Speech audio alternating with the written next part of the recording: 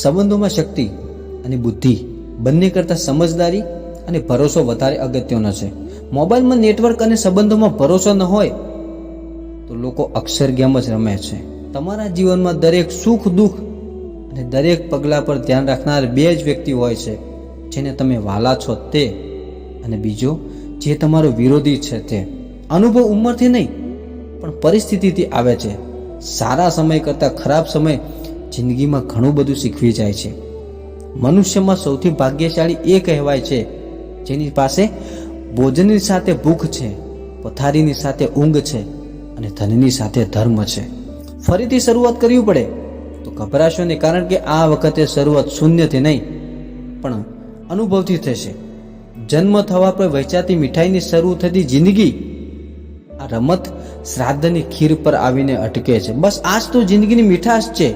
અને દુર્ભાગ્ય એ છે કે માણસ પોતે બંને વખતની બંને વસ્તુઓ ખાઈ નથી શકતો.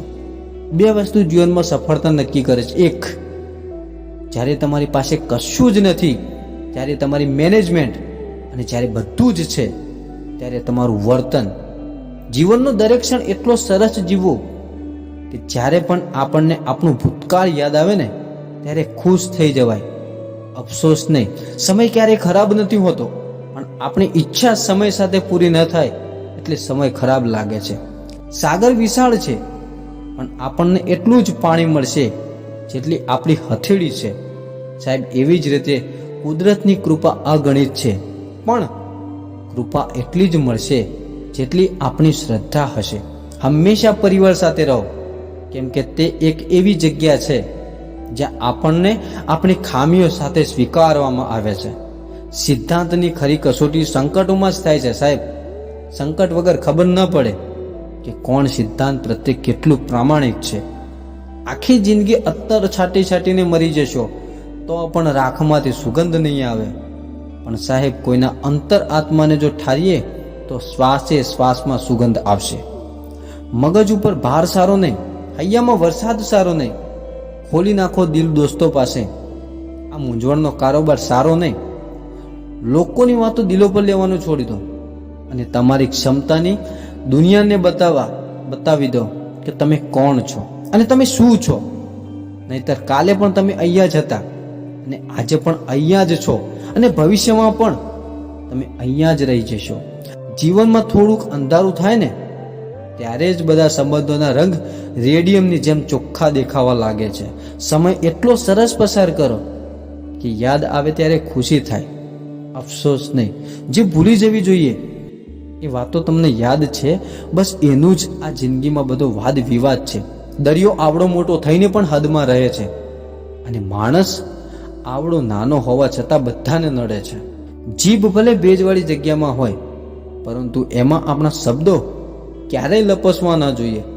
જિંદગી ડૉક્ટરની ગોળી સાથે નહીં પણ મિત્રોની ટોળી સાથે જીવવાની હોય છે.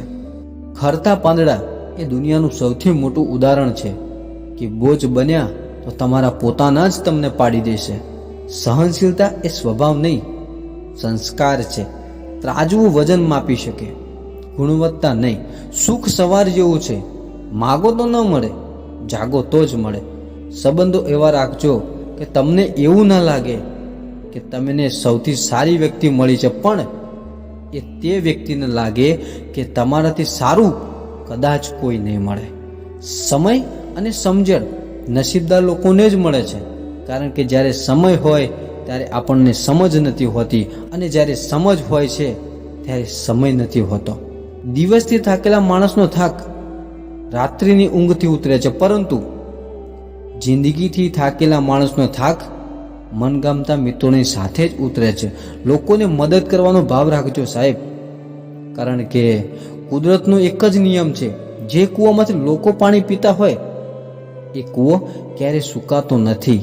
જ્યારે દુઃખ અને કડવી વાણી પણ મીઠી લાગવા લાગે ત્યારે સમજી જવું કે આપણને આ દુનિયામાં જિંદગી જીવતા આવડી ગઈ છે. માણસના પતનની શરૂઆત ત્યારે જ થઈ જાય છે સાહેબ, જ્યારે પોતાનાઓને પછાડવા માટે એક પારકાની સલાહ લેતા થઈ જાય છે. જિંદગી એક એવી કવિતા છે સાહેબ, જેને લખ્યા પછી ભૂસવા માટે રબરના બદલે પોતાની જાતને ઘસવી પડે છે. અને છેલ્લે એટલું જ કહીશ કે કરી બતાવો કંઈક એવું કે દુનિયા કરવા જાય તમારા જેવું.